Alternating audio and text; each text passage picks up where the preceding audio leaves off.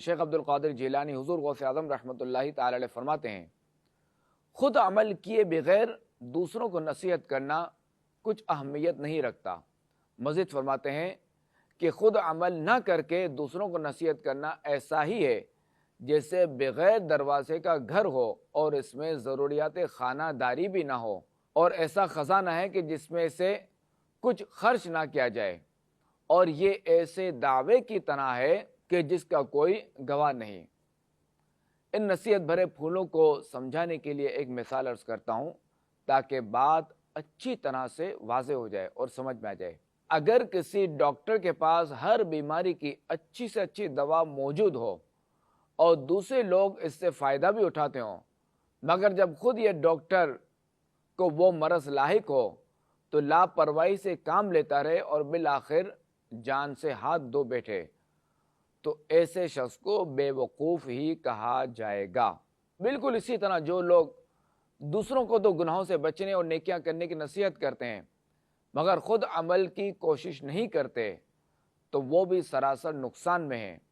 اور یہ بات خاتم النبیین صلی اللہ تعالی علیہ وآلہ وسلم نے ہمیں سمجھائی ہے، جیسا کہ خاتم النبیین صلی اللہ تعالی علیہ وآلہ وسلم نے ارشاد فرمایا،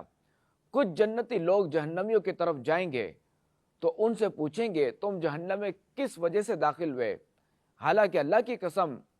ہم تو تمہاری ہی تعلیم سے جنت میں داخل ہوئے ہیں۔ تو وہ کہیں گے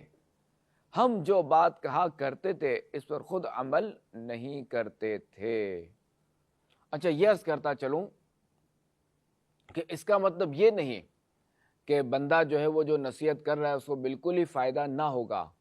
اس کو ظاہر اس کا تو ثواب ملے گا نیکی کی دعوت دینے کا، مگر اسے چاہیے کہ یہ جو نصیحت کر رہا ہے نا خود بھی اس پر عمل کرنے کی نیت کرے، بلکہ عمل کرے۔ انشاءاللہ الکریم یہ نیت کرے گا، اللہ تعالیٰ سے دعا کرے گا تو اللہ تعالیٰ اس کے لیے آسانی فرما دے گا۔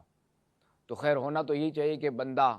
اگر اپنی زبان میں تاثیر چاہتا ہے کہ اس کی نصیحت پر لوگ عمل کریں تو اسے چاہیے کہ خود بھی اس پر عمل کریں۔ اور اولیاء کرام کا، علماء کرام کا یہی طریقہ رہا ہے کہ جب بھی وہ کوئی مسئلہ بتاتے ہیں، کوئی معاملہ ہوتا ہے تو وہ پہلے وہ خود اس پر عمل کرتے ہیں، پہلے وہ خود وہ چیز شروع کرتے ہیں اور پھر جو ہے وہ دوسروں کو اس کی دعوت دیتے ہیں۔ اور ہاں، گناہوں سے بچنا وہ تو ذرا لازم ہے۔ اب اگر کوئی شخص معاذ اللہ خود گناہ میں ملوث ہے، خود گناہ کر رہا ہے،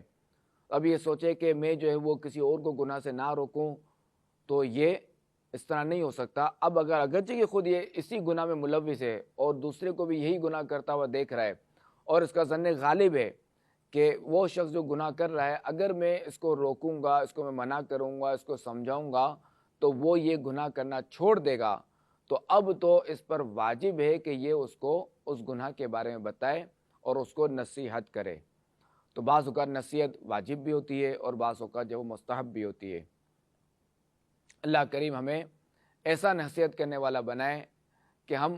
خود بھی اپنی نصیحت پر عمل کریں۔ عمل کا ہو جذبہ عطا یا الہی،